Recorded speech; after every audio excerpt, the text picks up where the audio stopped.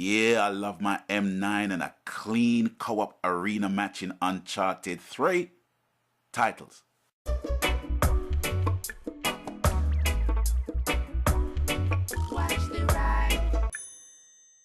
Greetings one and all, this is Riddims and welcome to my channel. I know it's been a little while since I've posted up any gaming videos as such, but the reason being is because I've been concentrating on my day job, which involves me making music, which I've just released an album on the 30th of May. And I just want to basically thank everyone that has supported me and that has purchased the album and given me great props for it and stuff like that. I'm very, very thankful. Pays the rent, pays the bills, and also pays for computer games. So I'm very, very happy in that regard. And I got to apologize that there's no gaming audio. The reason being is because I used my Pulse headset on this particular match, and once you use your Pulse headset, it automatically blocks out the audio output through the television. So sorry about that, but it was a good match, you know, and obviously from the intro you can tell what the result was. But anyway, moving on and moving swiftly.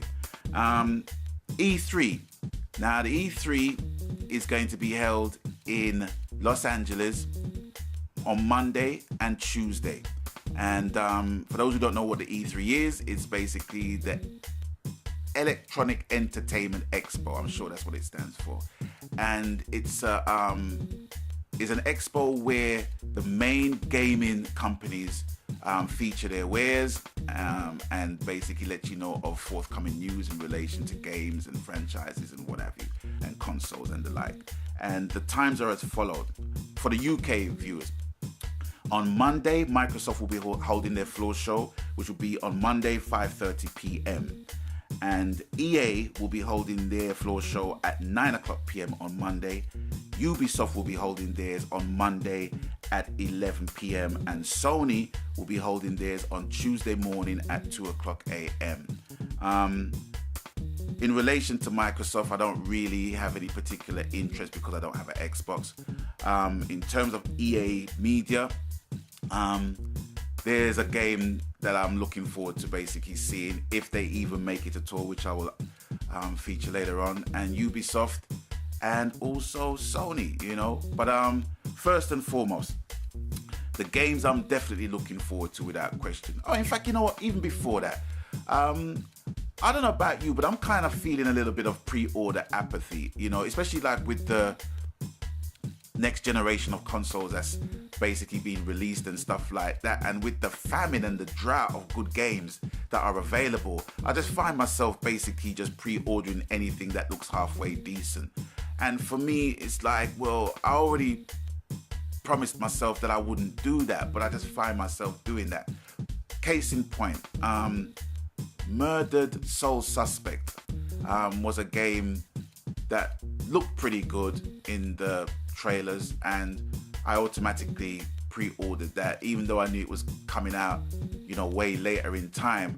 But before I knew it, Amazon had already dispatched it. And when I actually, you know, looked back on the game and realized, well, it's not really a game that I really even wanted to even get. There are definite games that I will get, but this was just a game that I was just curious about, but I ended up pre-ordering it. But, you know, the things you do for the love of gaming, I suppose.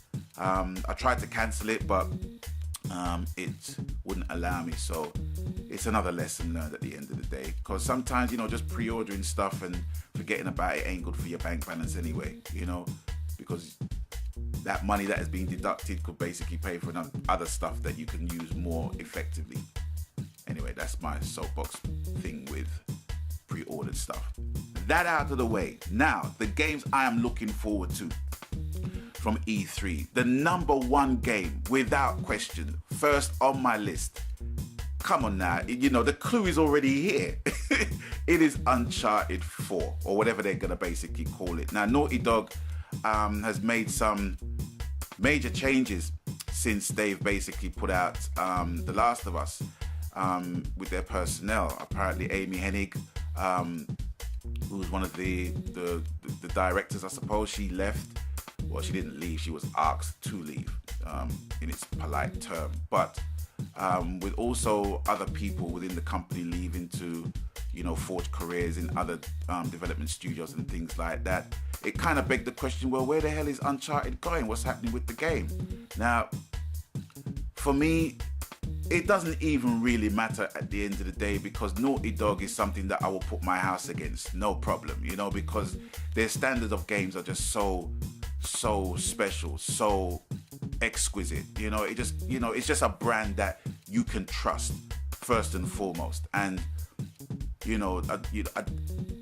a shining example of that is The Last of Us. Now, I love that game, and even though they're making a remastered edition, the question a lot of people's asking is, well, are you going to buy that game again? Of course I am. It's like one person, accurately described it. It's like getting a Blu-ray version of your favorite movie.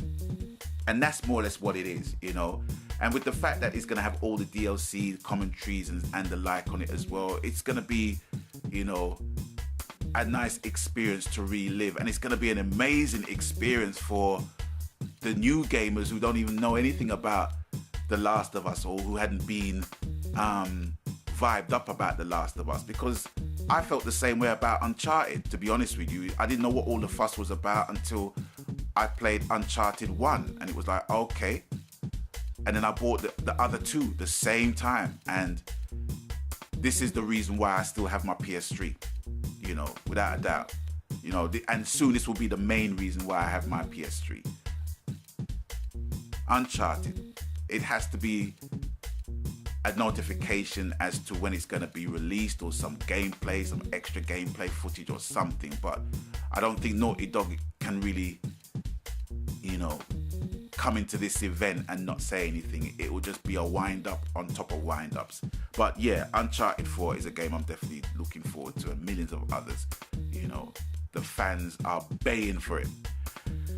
Okay, next game. Uncharted 4, the release date for Uncharted 4 is a bit sketchy. People are basically saying it won't be out until holiday season 2015. But like I said, whatever the release date, it's going to be well worth the wait, without a shadow of a doubt. No doubt at all in my mind.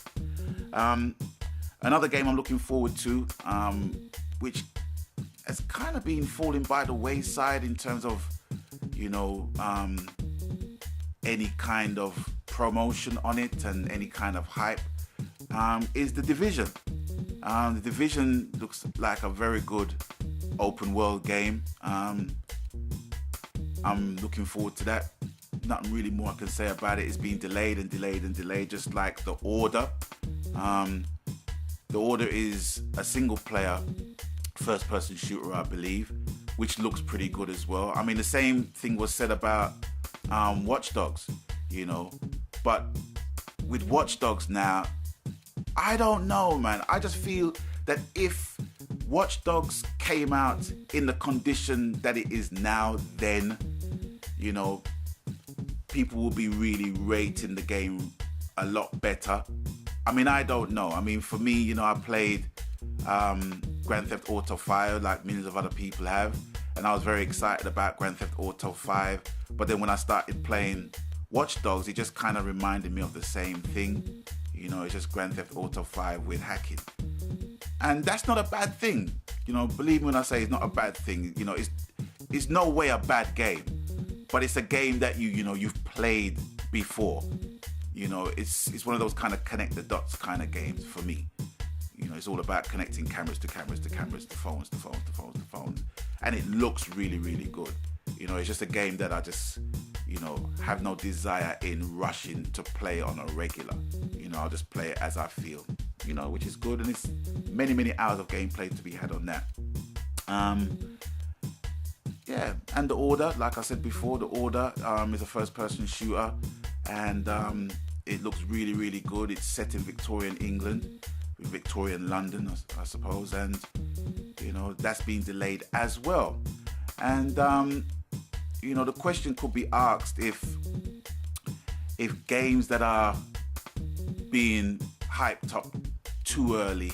Is it a good thing or a bad thing? Well, it can be a bit of both, because sometimes you can have games that really, really look good, but then when you finally get it, it just feels like a crock of shit, For example, Alien Colonial Marines, for the fans of Alien, it was like, it was like eye candy, it was really, really good to look at and what have you. But when you actually started playing it, it just didn't translate very well. And it was a game that really lost its value very, very quick, because I bought it for like 30 odd pound, and then within a few weeks, it was like a tenner. Now you can't even give it away, so that's the worst case scenario. But in a good case scenario with, like I said, Naughty Dog, they could take 2 years to make the next Uncharted. I will still get that without question. As I mentioned in the time slots for as I mentioned in the time slot for E3, EA will be giving their floor show on Monday, 9 o'clock p.m. And the one game that I'm really, really looking forward to, and it's based upon another game that EA has thrown a whole lot of dollars into. They've basically thrown a lot of budget on UFC.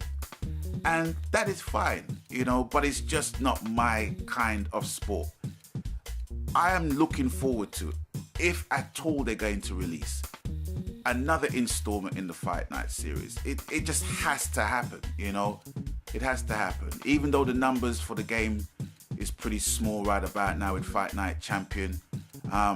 In fact, UFC has made me miss Fight Night even more. And I really hope that EA does not throw Fight Night under the bus. It would be a great, great, huge shame if they did, because UFC, although it has a lot of money behind it, is a niche sport for a lot of people, but for me, it's just not my thing. I mean, I've been, rapping with, one of the champions of Fight Night Champions, legendary player, and even he says, he's not really feeling UFC as much as he's inclined to play the game. I mean, he's played the demo, and I've played the demo, and he feels the same way as me. So it kind of makes you realize, what you have when what you don't have when it's gone, so to speak. And I really, really hope they do make another Fight Night installment of the series. It'd be really great if EA does it. If they don't do it, I just hope, another development studio will be brave enough to take the baton and breathe some new life into it. And that's more or less that, really. There's nothing else really to talk about in relation to EA. It's going to be an event that millions of people is going to be watching. I don't think there will ever be an EA.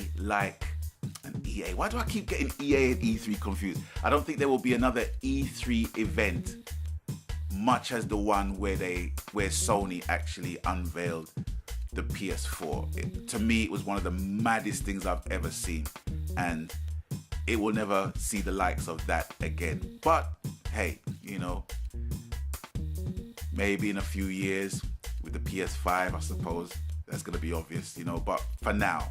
So let's celebrate what's happening in the here and now with video gaming, with E3. And I hope that I will be pleasantly surprised with a few things. A lot of things I'm not going to be surprised about, but I hope that there's lots of stuff in the offering to whet my gaming appetite, as it were.